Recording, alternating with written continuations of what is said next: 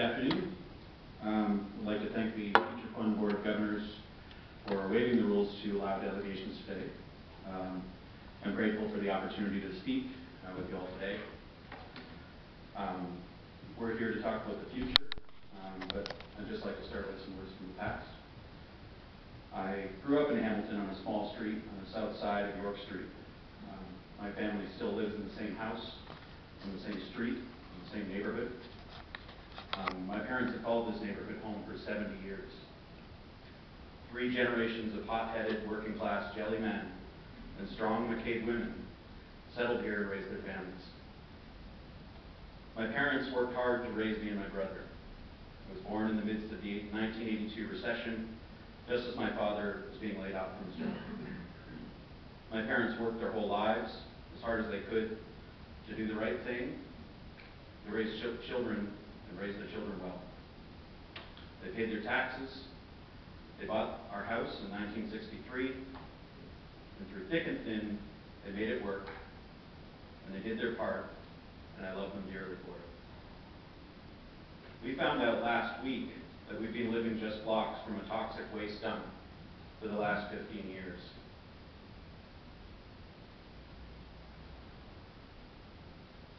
I grew up knowing in my heart that something was wrong with this city.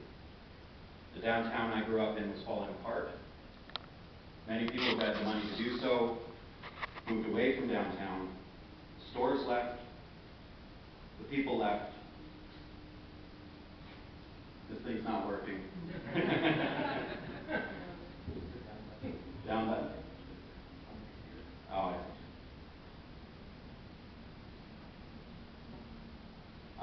And we sprawled out into oblivion.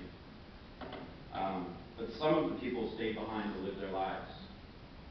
Property values dropped, and downtown was left behind. Some of us who grew up here have been told our whole lives that downtown has no hope. Some of us who grew up here have heard the jokes about downtown our whole lives. Some of us who grew up here have given our downtown a chance that no one else would. Some of us have come from faraway lands to make a life in Canada and have settled into these old neighborhoods to start a new life, to start a new future. Now let's talk about that future. For the past 6 months, and now maybe longer, our attention has been on the stadium. 8 years ago, the Future Fund was established with 3 strategic investment priorities: to grow Hamilton's economic base, to enhance Hamilton's social fabric, and enhance community life. This fund was set aside to be available for projects agreed to be in the community's interest. Let me ask you then, is this a community?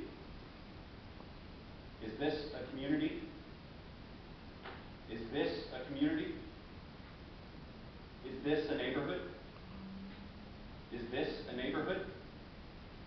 Is this a neighborhood? Let me ask you all again. We all have children in our lives. I'm not a mother or father, but imagine some of you are. Look in your hearts. Think about your own children. Think about your own grandchildren. Is it fair that any child in the city should have to grow up across the road from this kind of nightmare? What is the Future Fund for? How can we make good on the promise that Hamilton will someday be the best place to raise a child if this goes unnoticed by a $1 billion a year corporation? As a young person who has dedicated my life to this city, I ask you, what is our future? How long do we have to wait? We used to have a saying around here. It's actually our city motto, inscribed on our coat of arms. Together aspire, together achieve. Tonight, there will be children who will go to sleep across the road from unguarded toxic chemical pits. In our city, in our country, beside a fire they had no part in starting. I was one of those children, and I ask you to assert our future. Make good on the promises made to us across generations. As a young person who intends to spend my future in Hamilton, as another hot-headed jelly man who intends to raise a future generation of hot-headed jelly men and women, as an artist, as a lover and a fighter, as a young person who cares deeply about the future of this city, I ask the Board of Governors to reverse their decision and to direct the future funds to a mission altogether more important than building a stadium.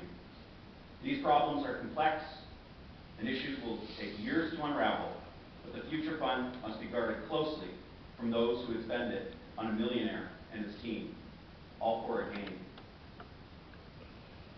Give us our neighborhoods back. Make good on this promise. Do in your heart what you know is right. Good afternoon and good luck.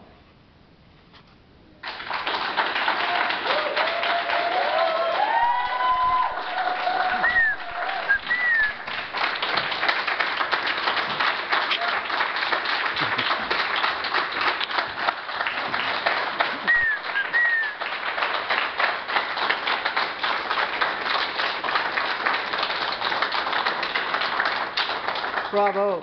Thank you, Mr. Jelly. I need a motion to receive the presentation. I'll move it and then I have a comment. Thank you. How would we go? I was just going to ask Mr. Jelly to request delegation for the committee of the whole. I will. I think a number of the councils around the table are just incredibly angry at what you've uncovered, especially when we've asked a number of times in terms of how we list hazardous waste, how do we know where the material is, and what are all these empty properties that are on them. The city council and the city should be doing what they can do in terms of ordering property owners to restore the property, and if they can't, then the city should be doing it, and they can afford to get the money. It's really that simple. It's done in other municipalities. We should be that aggressive. I would suggest that you go to the committee of the whole and have the councillors. Can I ask you when the cleanup is happening at Hess and Stewart? Why the buildings are still standing when we heard from staff that on Monday they would be cleared away? The difficulty you have, Mr. Jelly, is you're here at the future fund. And Right. you don't have staff here. I have a to lot talk of about that. difficulties, Brad. Do the right thing.